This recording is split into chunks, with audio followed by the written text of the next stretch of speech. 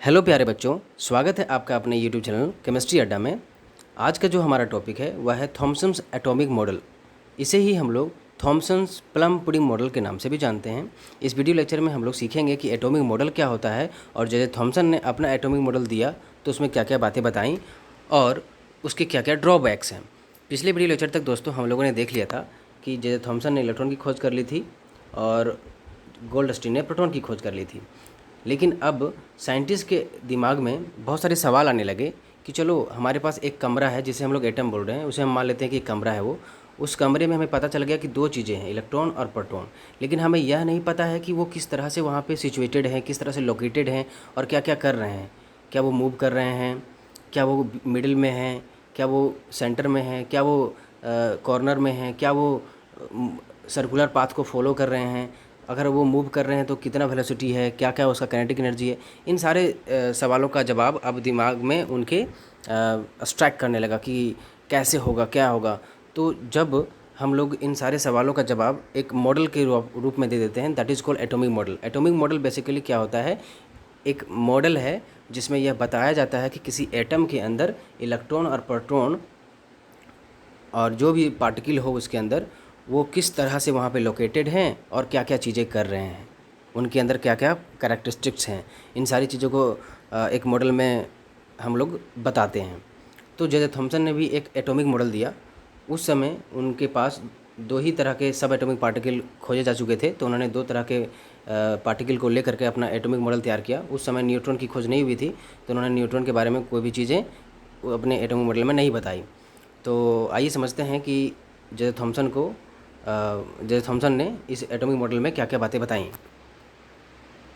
J Thomson ने कहा इस एटॉमिक मॉडल में कि एक एटम को उन्होंने एक्सप्लेन किया एक तरबूज की तरह। उन्होंने कहा कि जिस प्रकार से एक तरबूज में जो काले काले दाने होते हैं वह इलेक्ट्रॉन की तरह बिहेव करेंगे और जो लाल वाला हिस्सा होता है वो पॉजिटिव चार्ज अर्थात प्रोटॉन की तरह बिहेव करेगा। अर्थात उन्होंने कहा कि एक एटम है और उस एटम के अंदर जो इलेक्ट्रॉन्स होते हैं, नेगेटिवली चार्ज जो होते हैं, वो यूनिफॉर्मली डिस्ट्रीब्यूटेड होते हैं।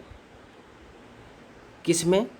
तो जो पॉजिटिव वाला पार्ट होता है हमारे तरबूज का उसमें। तो पॉजिटिव वाला पार्ट जो है वो प्रोटॉन को रिप्रेजेंट कर रहा है और जो नेगेटिव वाला पार्ट है वो जो काला काला दाना है वो गैस को रिप्रेजेंट कर रहा है, इलेक्ट्रॉन को रिप्रेजेंट कर रहा है।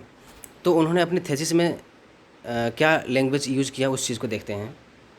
उन्होंने अपने थीसिस में यह लिखा कि जो एटम होते हैं किसी एलिमेंट के, उसमें number of negatively charged particles और सब एटॉमिक पार्टिकल्स, जिसे उन्होंने कॉर्पस्कल्स भी कहा, वो होते हैं इनक्लोज्ड होते हैं एक स्फीयर में।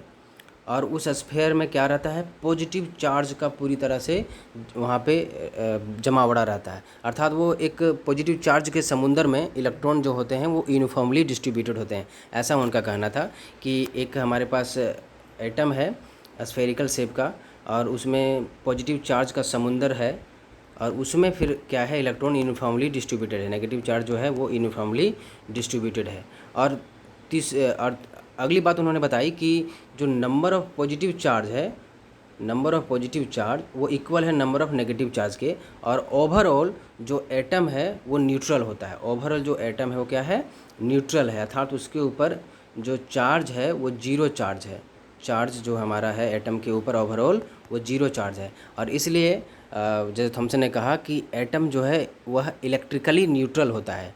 इलेक्ट्रिकली न्यूट्रल कहने का मतलब हुआ कि इसमें नंबर ऑफ़ पॉजिटिव चार्जेज और number of negative charges both are equal.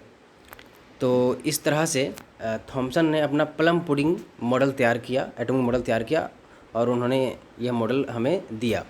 इसे हम लोग प्लम पुडिंग मॉडल इसलिए कह रहे हैं क्योंकि प्लम का मतलब हो गया बेर, जो उस काले काले दाने को रिप्रेजेंट करता है जो तरबूज में था। अब पुडिंग का मतलब हो गया एक लार्ज वॉल्यूम जिसमें वह दाना पूरी तरह से यूनिफॉर्मली डिस्ट्रीब्यूटेड है। अब आइए समझते हैं कि इस मॉडल को रिजेक्ट क्यों कर दिया गया।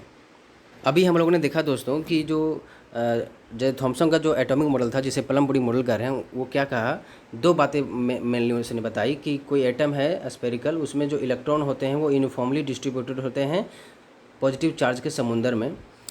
दूसरी बात उन्होंने कहा कि जो एटम है वो इलेक्ट्रिकली न्यूट्रल है, एटम जो हमारा है वो न्यूट्रल है। दो बातें बताएं, लेकिन इस वजह से, इस मॉडल की वजह से जे थॉमसन को नोबेल प्राइज़ भी मिला।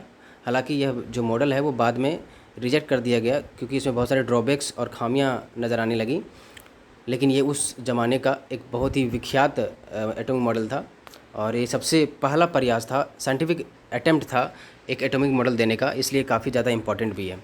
तो इसमें क्या क्या खामियां थी, आइए उस चीज़ को देखते हैं। सबसे पहली बात कि यह इलेक्ट्रॉनिक इमिशन स्पेक्ट्रम को एक्सप्लेन नहीं कर पाता, उसी तरह से लाइट स्पेक्ट्रम को भी एक्सप्लेन नहीं कर पाता, उसी तरह से यह न्यूक्लियस के बारे में कोई जानकारी नहीं देता, न्यूट्रॉन के बारे में चूँकि खोजा नहीं गया था तो उसके बारे में भी नहीं बताता।